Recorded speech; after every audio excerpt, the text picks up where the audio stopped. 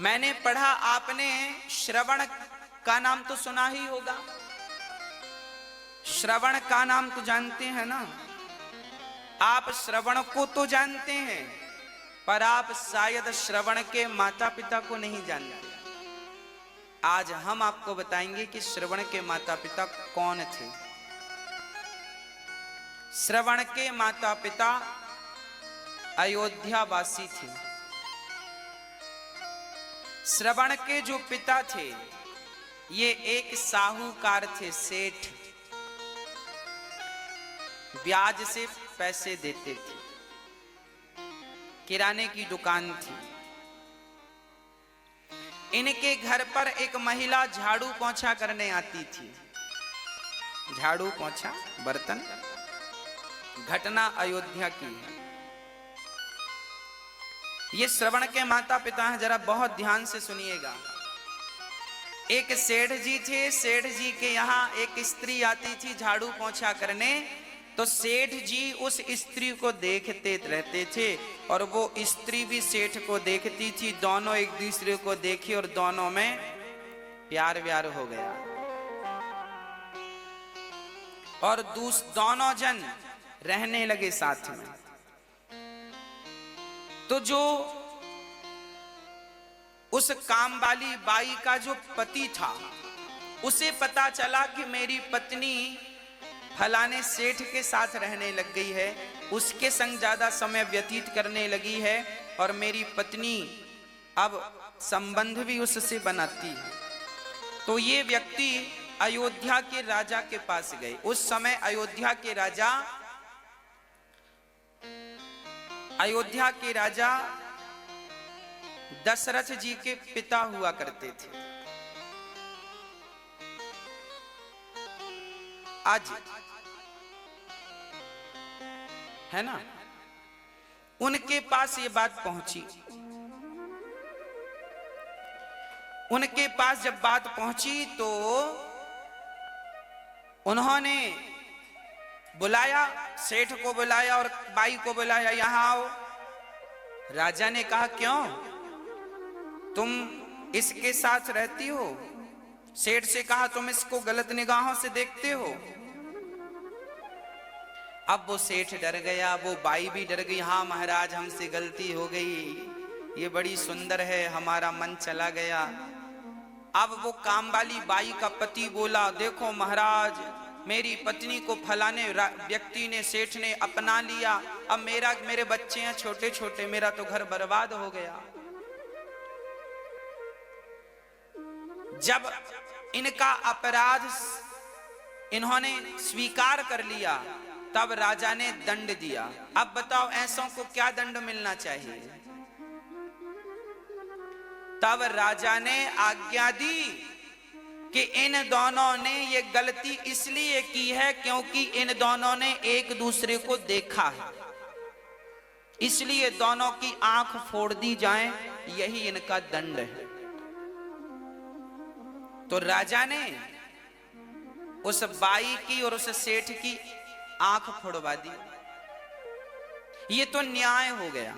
क्या हो गया? ये न्याय।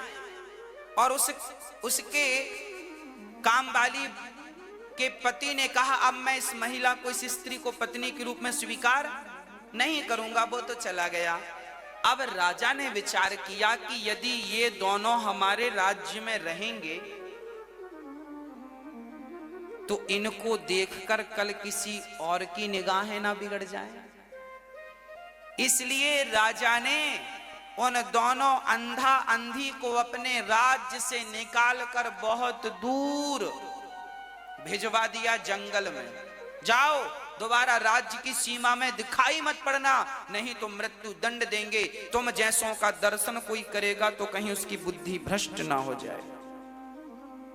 देखिए न्याय क्या था। कहीं एक आदमी के कारण पूरा समाज ना बिगड़ जाए, इसलिए दंड क्या था पहले के जमाने में, क्या न्याय था। राजा ने वहां से विदा कर दिया।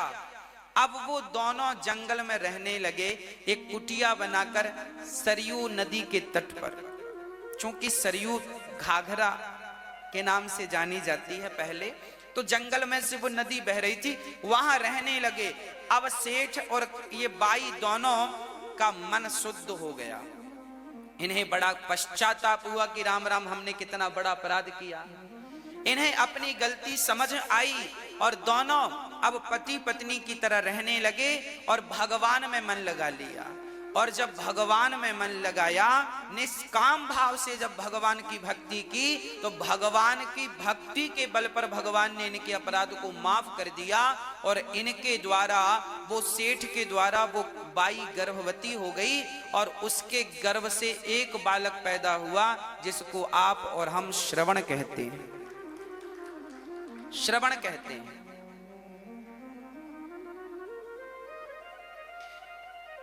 फिर श्रवण अपने माता पिता की सेवा करने लगे। श्रवण का विवाह हुआ तो श्रवण की पत्नी अपने अंधा अंधी को महेरी खवाया करती थी। महेरी जानते हैं? छाछ जानते हैं? छाछ, मही, मट्ठा, छाछ। छाछ में चावल डाल दो, थोड़ा सा नमक डाल दो और उसे पका करके खा लो, उसे महेरी बोलते हैं। तो जो श्रवण की पत्नी थी, वो अपने अंधा अंधी को छाछ में चावल पका करके खवाती थी और अपने पति को दूध में चावल पकाकर, मतलब खीर खवाती थी। अच्छा, दोनों दिखने में एक से दिखते थे। तो श्रवण के माता पिता सामने ही बैठ के खट्टी खीर खाते थे और ये मीठी खीर खाते थे। एक दिन श्रवण के माता पिताजी की थाली की जो खट्टी वाली खीर थी, महेरी, वो ज्यादा गर्म थी। तो श्रवण ने पिता की थाली स्वयं ले ली और अपनी थाली पिता को दे दी। तो अब जब पिता ने खीर खाई तो पिता ने कहा, बेटा श्रवण, आज घर में कोई उत्सव है क्या? बोले, पिताजी उत्सव तो नहीं है। क्यों? बोले, आज घर में खीर क्यों बनी है? श्रवण ने कहा, पिताजी खीर तो रोज बनती है। ना बेटा, मैं तो आज पहली बार खीर खाया हूं। अब श्रवण ने पिता की थाली जब उठाकर चेहवा पे रखी तो खट्टी थी, दिखने में सेम थी एक सी, पर स्वाद में अंतर, एक खट्टी एक मीठी। तब श्रवण अपनी पत्नी के पास गया तो उसने एक ऐसा घड़ा, ऐसा बर्तन बनवाया था कि जिसका मुंह तो एक था पर पेट दो थे। एक तरफ वो मही छाछ पकाती थी चावल के संग और एक तरफ दूध पकाती थी चावल के संग, शक्कर मिश्री डालकर। एक ही बर्तन में दो आइटम बनाती थी। देखो कितनी बुद्धिजीवी थी। उससे लगा, अंधा अंधियों पर, सास ससुर पर कौन दूध का खर्चा करे, इन्हें तो छाछी खवाओ।